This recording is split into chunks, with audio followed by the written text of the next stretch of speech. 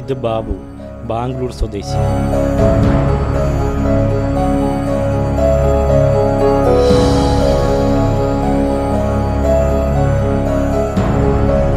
രണ്ട് സഹോദരിമാരും 2 സഹോദരന്മാരും അച്ഛനും അമ്മയും അടങ്ങിയതായിരുന്നു ബാബുവിൻ്റെ കുടുംബം.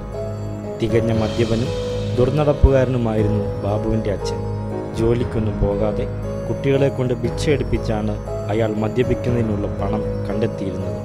ഭിക്ഷയെടുക്കുവാൻ മടി കാണിച്ചാലും ഭിക്ഷയെടുത്ത പണം കുറഞ്ഞു പോയാലും അതിക്രൂരമായ മർദ്ദനമുറകളായിരുന്നു ബാബുവിന് നേരിടേണ്ടി വന്നത്. പീഡനം സഹിക്കാതെ വന്നപ്പോഴാണ് ബാബുവും സഹോദരനും വീട് വിട്ട് എങ്ങോട്ടെന്നറിയാതെ യാത്രയായത്. അങ്ങനെയാണ് അവർ കേരളത്തിലെത്തിച്ചേർന്നത്. കേരളത്തിലെത്തിയ അവൻ ആലുവ റെയിൽവേ സ്റ്റേഷനിലും ബസ് സ്റ്റാൻഡിലും വയറ്റത്തടിച്ച് പാട്ടുപാടി ഭിക്ഷയെടുക്കുവാൻ തുടങ്ങി. ഇതു കണ്ട ആലുവ പോലീസാണ് അവനെ പിടിച്ചുകൊണ്ടുപോയി അവൻ്റെ കഥ ചോദിച്ചറിഞ്ഞതും ജനസേവാ പ്രവർത്തകരെ വിവരം അറിയിച്ചതും. ഉടൻ തന്നെ സ്ഥലത്തെത്തിയ ജനസേവാ പ്രവർത്തകർ അവനെ ജനസേവയിലേക്ക് കൂട്ടിക്കൊണ്ടുവന്നു. എനിക്ക് 2 അനിയന്മാരും അനിയത്തിമാരും ഉണ്ട്. വീട്ടിൽ സ്വന്തം വീട് ബാംഗ്ലൂരാണ്. ദാരിദ്ര്യം കൂടുതലായിരുന്നു. അച്ഛൻ എല്ലാ ദിവസവും മദ്യപിക്കുകയൊക്കെ ചെയ്യും.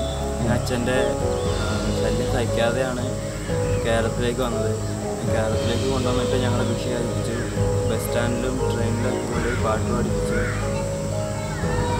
അങ്ങനെയാണ് അവിടുത്തെ നാട്ടുകാരൊക്കെ ചേർന്ന് പോലീസൊക്കെ പിടിച്ച് ജനസേവ എന്ന് പറഞ്ഞ സ്ഥാപനത്തിലേക്കാക്കി. അങ്ങനെ ജനസേവയിലെത്തിയ ബാബു വളർന്നു വന്നപ്പോൾ കലാരംഗത്തും കായിക രംഗത്തും മികച്ച ഒരു പ്രതിഭയായി മാറി.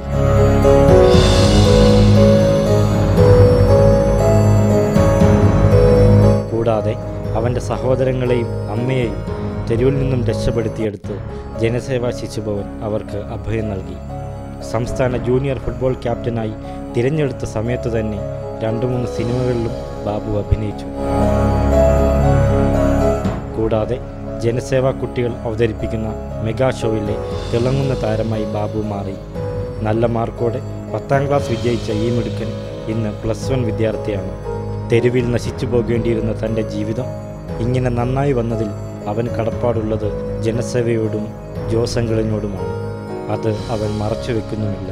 ശരിക്കും പറഞ്ഞാൽ എൻ്റെ എല്ലാം വിജയത്തിന് പുറകിൽ എൻ്റെ ജോസങ്കളാണ്. ആ ജോസങ്കൾ എന്ന് പറഞ്ഞ വ്യക്തിയില്ലായിരുന്നെങ്കിൽ ഞാൻ പഴയതുപോലെ പാട്ടും പാടിയും ഭിക്ഷയാഴ്ചയൊക്കെ നടന്നേനെ. ഇപ്പോൾ എനിക്ക് ഈ നിലയിൽ വരാൻ പറ്റില്ലായിരുന്നു. പങ്കുള്ളതുകൊണ്ട് മാത്രമാണ് ഞാൻ ഇത്ര ഈ കായിക രംഗത്തും കലാരംഗത്തും നല്ല മികവ് പുലർത്താൻ എന്നെക്കൊണ്ട് സാധിക്കുന്നത്. താങ്കളെൻ്റെ സ്വപ്നത്തിൽ മാത്രമല്ല ശരിക്കും ദൈവത്തെ തുല്യമായിട്ടാണ് ഞാൻ കാണുന്നത്.